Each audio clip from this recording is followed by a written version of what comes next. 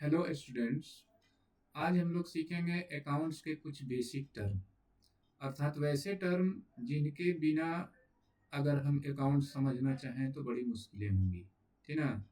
तो सबसे पहला टर्म है ट्रांजैक्शन। ये बिजनेस का, अकाउंट्स का सबसे मेन टर्म है।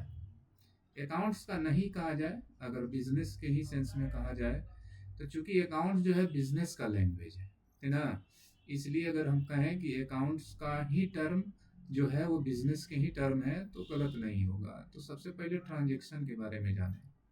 ट्रांजैक्शन का हिंदी में अर्थ होता है लेन देन। लेन देन का मतलब क्या हुआ? लेना देना, ऐसे नॉर्मल मीनिंग लेना देना। लेना देना बिजनेस के सेंस में अगर देखा जाए तो जैसे बिजनेसमैन किसी सप्लायर से सामान खरीदा, है ना, यानी सामान लिया, ठीक ना, और सप्लायर को पेमेंट किया यानी पैसा दिया, किसी कस्टमर को सामान दिया और उस कस्टमर से बदले में पेमेंट लिया, ठीक ना। तो एक्सचेंज, जो भी एक्सचेंज होते हैं गुड्स एंड सर्विस का बिजनेस में, उसी को बोलते हैं ट्रांजैक्शन। यानी ट्रांजैक्शन को अगर हम कहें शॉर्ट में तो exchange of goods and services, exchange of goods and services, that is called transaction.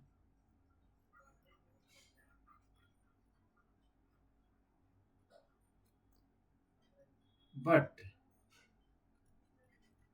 अब यहाँ पर एक टेक्निकल टर्म जुड़ा है।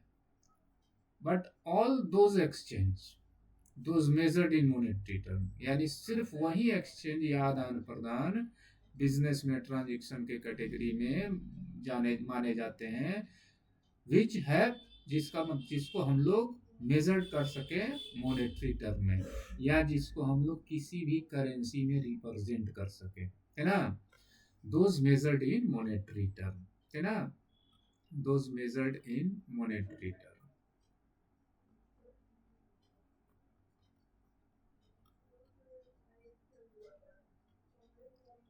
अब जैसे आप लोगों के सामने हम दो एग्जांपल देते हैं।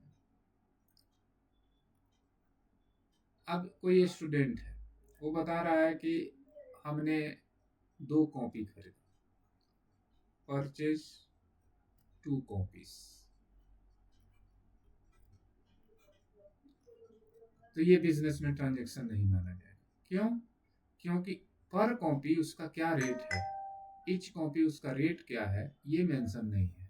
2 कॉपी खरीदना ट्रांजैक्शन नहीं है, क्योंकि इसमें हम ले तो रहे हैं लेकिन इसका कोई वैल्यू हम नहीं बता रहे हैं कि हाँ कितना का लिए। लेकिन अगर यही चीज को अगर हम इस तरह लिखें, परचेज 2 कॉपी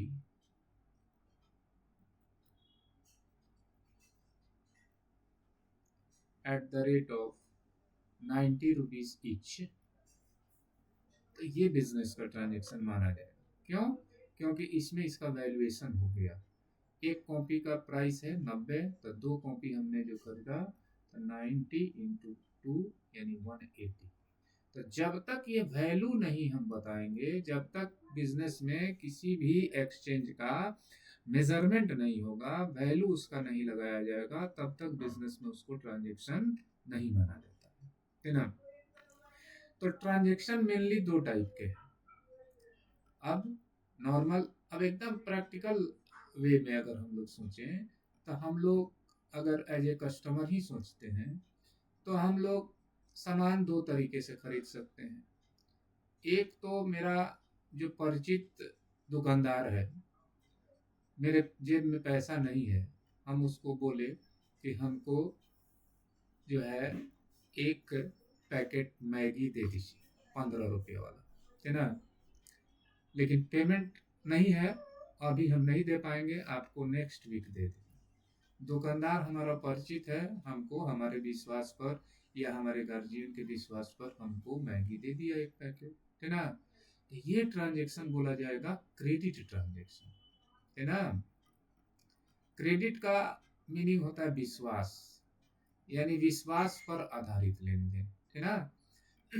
वैसा ट्रांजेक्शन जिसमें गुड्स एंड सर्विस का एक्सचेंज हो जाए लेकिन मनी का एक्सचेंज आफ्टर सम टाइम। अभी क्रेडिट ट्रांजेक्शन को भी दो कैटेगरी में बांट सकते हैं हम लोग, एक क्रेडिट सेल और दूसरा क्रेडिट परचेज। क्रेडिट सेल और क्रेडिट परचेज।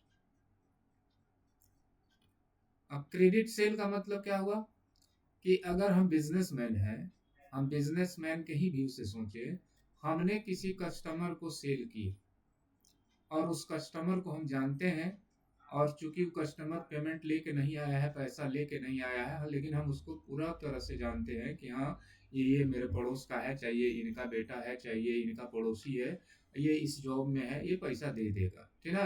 तो हमने उस पर विश्वास किया और उसने जो सामान हमसे मांगा हमने उसको सेल किया, ठीक ना। पैसा हमको नहीं मिला, वो पैसा का वैल्यू हो गया कि हाँ 15 रुपये का मैगी है, और 15 रुपये का मैगी हम उसको दे दिए इस विश्वास पर कि बोल रहा है नेक्स्ट वीक देने के लिए, तो दे ही देगा। तो ये विश्वास पर आधारित लेन देन हुआ। तो जब गुड्स को सेल किया बिजनेसमैन और पेमेंट उसको तुरंत ना मिला बल्कि इन फ्यूचर मिलने का उसको विश्वास या प्रोमिस मिला, तो इसको बिजनेस में बोलेंगे क्रेडिट सेल। क्रेडिट परचेज, अब हम बिजनेसमैन हैं, हम किसी सप्लायर से जो हमको माल सप्लाई करता है, उस सप्लायर को फोन पर ऑर्डर दिए कि हमको जो है एक बड़ा कार्टून मैगी का भेज दीजिए, है ना। तो बड़ा कार्टून मान लो मैगी का जो है 1200 रुपया का है ना।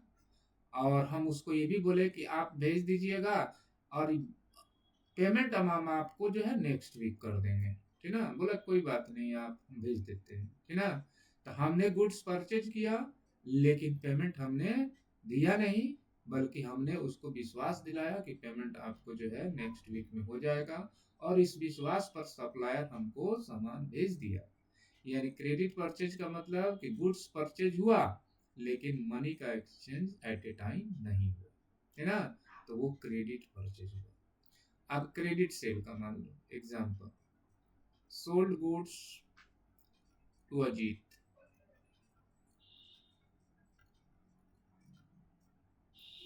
अजीत ₹150, ठीक है। तो ये हुआ क्रेडिट सेल।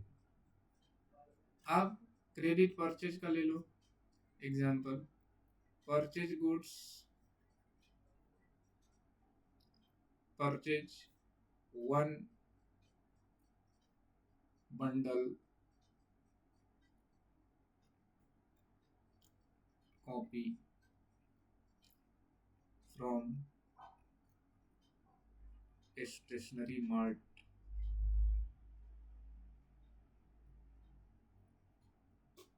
फॉर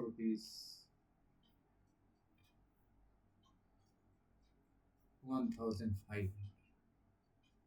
तो ये जो हुआ ये क्रेडिट परचेज हुआ। अब इसी में दूसरा टाइप का ट्रांजेक्शन क्या होता है, ये तो हो गया क्रेडिट ट्रांजेक्शन, और दूसरा टाइप का ट्रांजेक्शन है कैश ट्रांजेक्शन।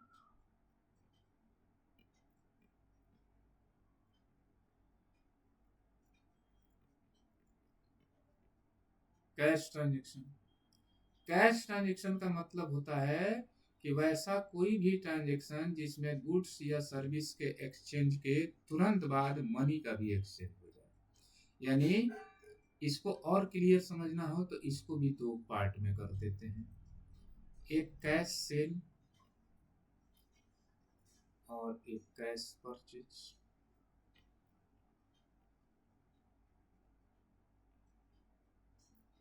कैश सेल का मतलब कि बिजनेसमैन गुड्स सेल किया, माल बेचा, अब पेमेंट उसको तुरंत मिल गया, either in form of cash या ऑनलाइन, है ना, या बाई चेक। तो जब बिजनेसमैन गुड्स सेल किया और पैसा उसको तुरंत मिल गया किसी भी रूप में, चाहे उसको रुपया कैश के रूप में मिल गया, चाहे चेक के रूप में मिल गया, चाहे आज के डेट में डिजिटल पेमेंट के रूप में मिल गया, है ना। तो सेल किया गया और पैसा तुरंत मिला तो वो हुआ कैश सेल, है ना। जैसे sold goods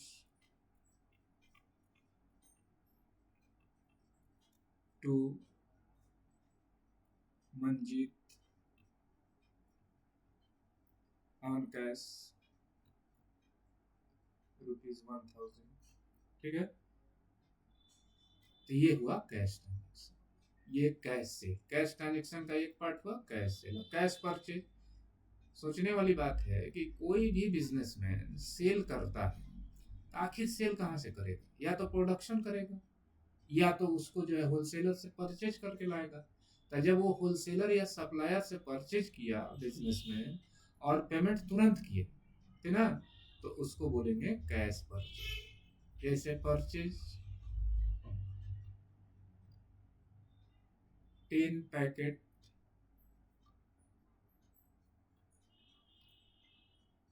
Reynolds pen for ₹550 on cash.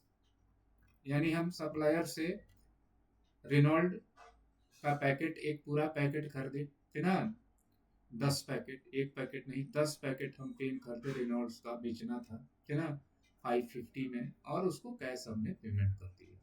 चाहे कैश हम उसको कैश दे दिए, 500 का नोट एक और 50 का एक नोट, या हम उसको ऑनलाइन पेमेंट कर दिए, ठीक ना, तो इसको बोलेंगे कैश परचेज। अब देखो,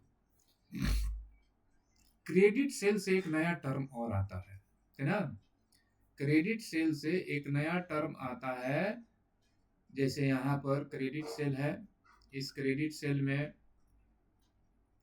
यहाँ पर सोल्ड गुड्स टू अजीत। अब ये बिजनेस के लैंग्वेज में अजीत को क्या बोला जाएगा? अजीत को बोला जाएगा डेटर। लिखा जाता है इस तरह डेप्टर, है ना, पढ़ा जाता है डेट। हिंदी में बोलेंगे तो देनदार। और यहाँ हमने खरीदा था स्टेशनरी मार्ट से माल, तो स्टेशनरी मार्ट जो सप्लायर है उसको बिजनेस के लैंग्वेज में क्या बोला जाएगा? क्रेडिटर। क्रेडिटर का मतलब होता है लेनदार।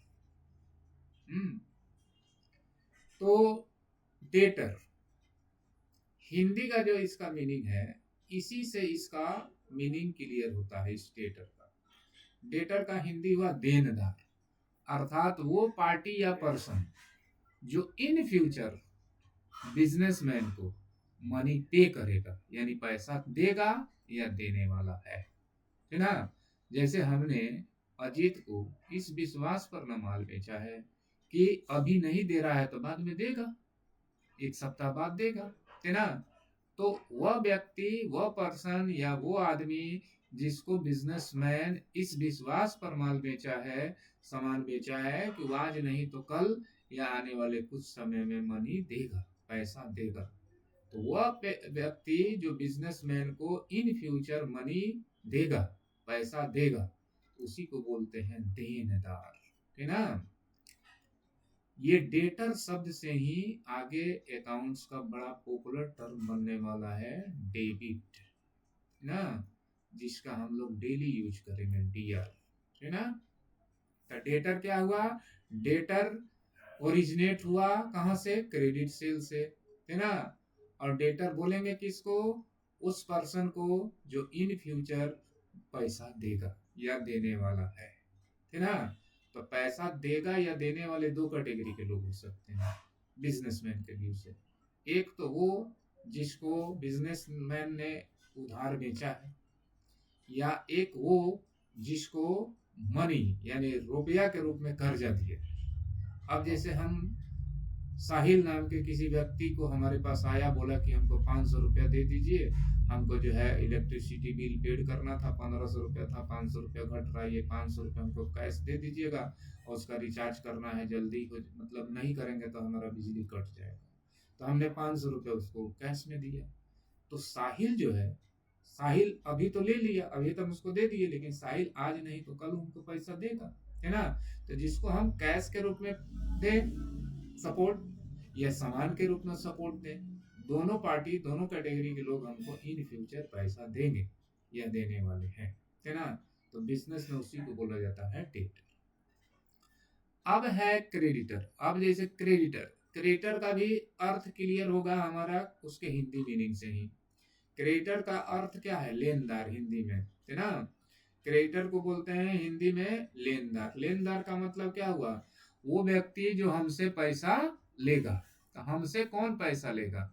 हमसे पैसा लेगा वो जो जिससे हम उधार लिए हैं, है ना, जिससे हम माल उधार खरीदे हैं। तो अब जैसे यहाँ purchase 1 bundle copy from stationery mart, इसका मतलब क्या हुआ कि हमने स्टेशनरी मार्ट से तो कॉपी ले लिया, लेकिन पैसा अभी वो लिया नहीं है। नहीं लिया है तो क्या मतलब? नहीं लेगा, लेगा लेकिन बाद में लेगा, है ना। तो वही व्यक्ति बिजनेस के व्यू से बोले जाते हैं लेनदार, जो बिजनेसमैन से इन फ्यूचर पैसा लेने वाले हैं। लेने वाले हैं दो कैटेगरी के लोग, एक जिनसे उधार माल बिजनेसमैन खरीदता है वो, एक जहां से कैश लेता है ना, लोन के रूप में। अब जैसे taking bank loan from bank, bank से कर्जा लिया गया 10,000 रुपये का, तो बिजनेसमैन के लिए बैंक जो है क्रेडिटर है।